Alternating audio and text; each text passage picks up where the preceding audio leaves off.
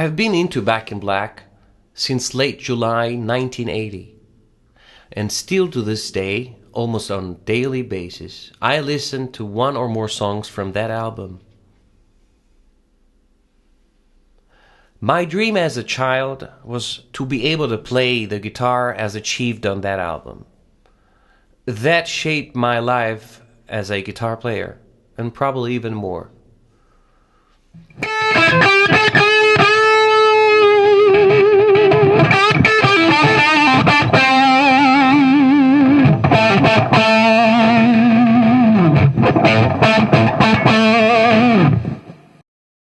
However, it was quite elusive, maybe deceiving. While the guitar tone on that album sounds amazingly right, it sounds natural, it is not so easy to replicate it unless, I learned over the years, one has exactly the same key elements as they were used back then.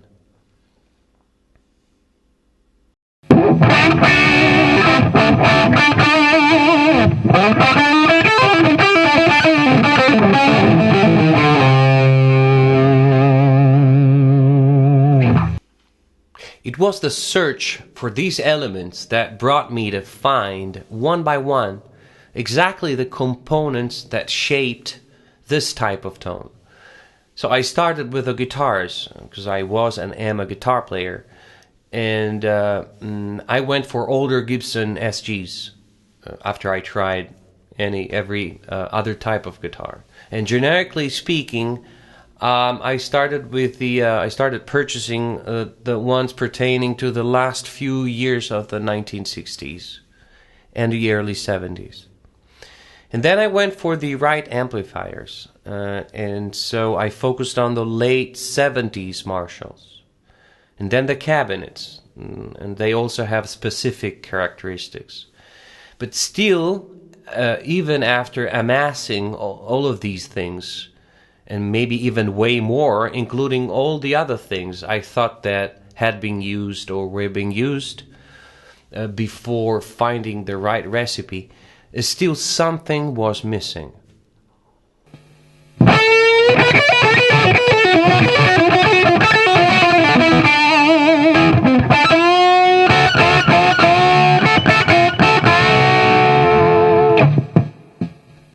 So I reread all of Angus Young's interviews from the 1970s and the 1980s, because I thought that those were the dates, the times that I wanted to focus onto. And finally, after several times going through all of them, something came out and came about. It was on one interview from 1984 where Angus replied specifically to one question that had been asked to him. Do you use any effects? Was the question. He answered, no, I just use a Schaffer Vega. So I thought, why mention a wireless unit as an answer to a question regarding effects? And then it went on, and Angus actually explained that the SVDS had two controls on it, with which one could further overdrive the amplifier, thus giving the guitar hell.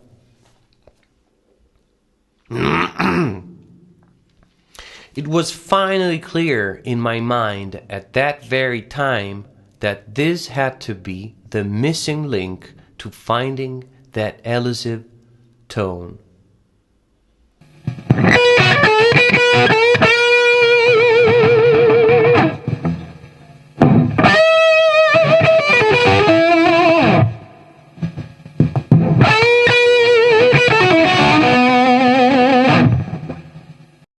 Back in 1975, Mr. Ken Schaffer was along with the Rolling Stones during a concert and noticed dropouts and bad sound quality.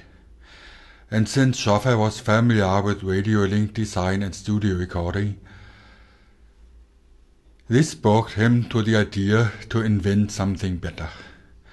So the Schaffer Vega diversity system was born.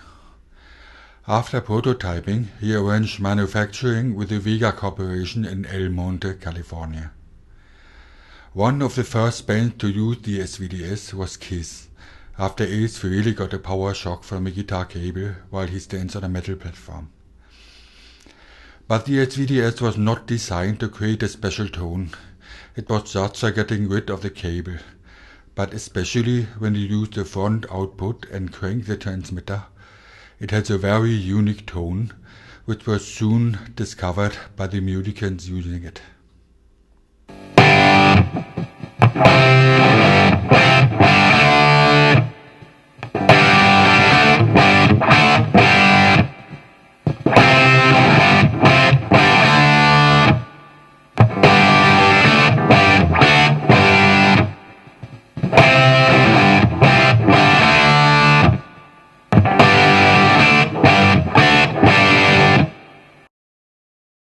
Naturally, no Schaffer Vega could be found anywhere. I searched for months. Also on the internet, the only picture one could find was a small, probably post-stamp sized. It was a small one of the SVDS on a stack of other things. So I took that one, I enlarged it, and I started looking around for similar device names and looks. And it was on eBay one day that I found a similar looking and similarly named device. It was the Setec Vega system. So I had to purchase several ones to finally find one system that was still working.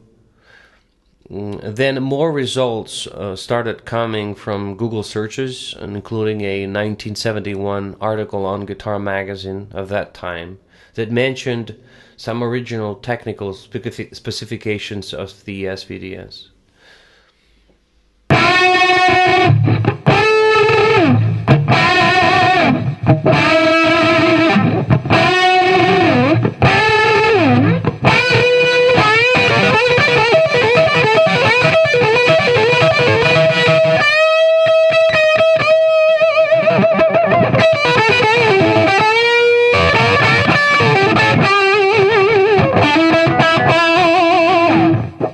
With those specifications, a technician and myself started modding the Setec Vegas to try and obtain similar results to those that I was hearing on the original album.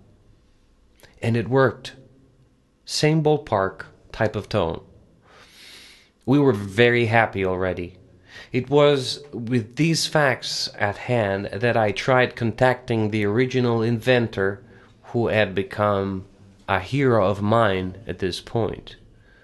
The inventor of such system, Mr. Ken Schaffer.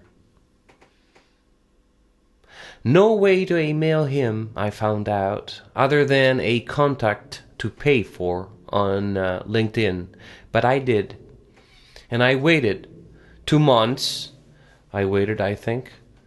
When one morning I found the answer, the reply to my original email from him, it was pure joy. In short, I bought the last surviving units from the original inventor, 2 of which working, and I started to put them to good use. It was when I had these units, these 2 systems, that I realized how much I loved that sound, really, even live.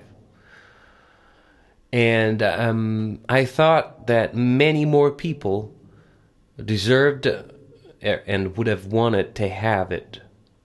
So the idea of a one-to-one audio replica of this very system came about. The rest is probably history.